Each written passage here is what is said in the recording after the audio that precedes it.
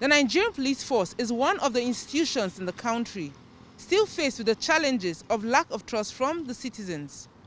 And this is based on its history and the fact that rather than securing the citizens in some cases, men of the force turn their guns against the citizens. Do Nigerians still trust the police force? Let's find out. As it stands now, I've totally lose trust in Nigeria police. But then I feel it's all about bad leadership. Once there's a good leader, the subject definitely everybody will follow suit. I can say that there are a little bit trust, but not that trust, because what is going on about this kidnapping is that because the police, few of the police, they are involved of all this kidnapping issue. Because if they are not involved, all this kidnapping cannot be like going on like that. The whole of Nigerian workers and paramilitary, to me, I think everything that they do wrong is not their fault due to human circumstances. Maybe governing their office, maybe if you are an insider, I'm not a policeman, but I feel for them actually. Because if you are an insider, when during NSAS protest, I was seeing a lot of you, how much they are earning, and I think if I'm in their shoes, I will also compromise to earn a living. So I trust them if the system is giving them a stable environment to work.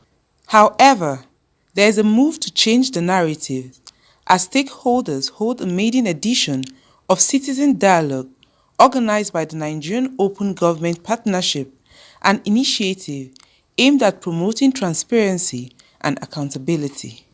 To get the ball rolling for this dialogue, the representative of the Inspector General of Police speaks on police reform. The distribution of some armored personnel vehicles and some patrol vehicles to the Nigerian police force. The federal government alone cannot do it.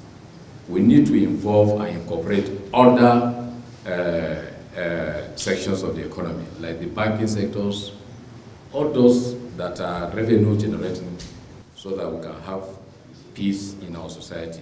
Because once there is peace, the economic drive.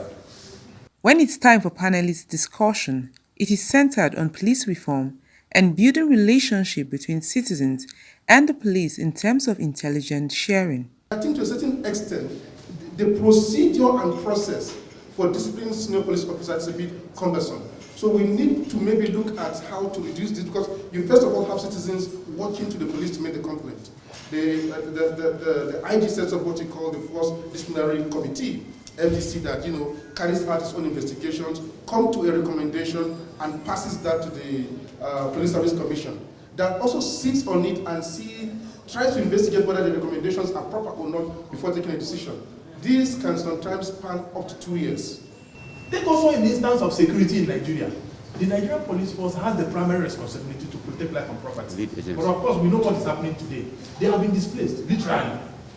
You agree with me, right? Yeah. And there's no interagency collaboration. We have discussed it over and over again. We pay lip service to it. Sharing of intelligence.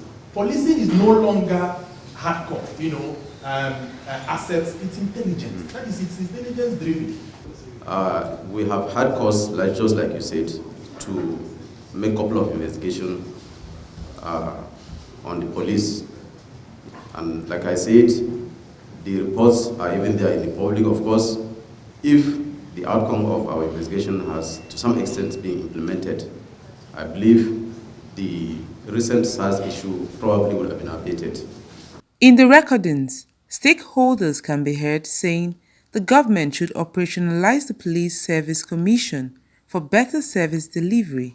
It is hoped that this platform, which has problems and solutions discussed, will be used to address the gap between Nigerians and the police force, as national security is paramount to all. From Abuja, Mavis Ako, Captain TV News.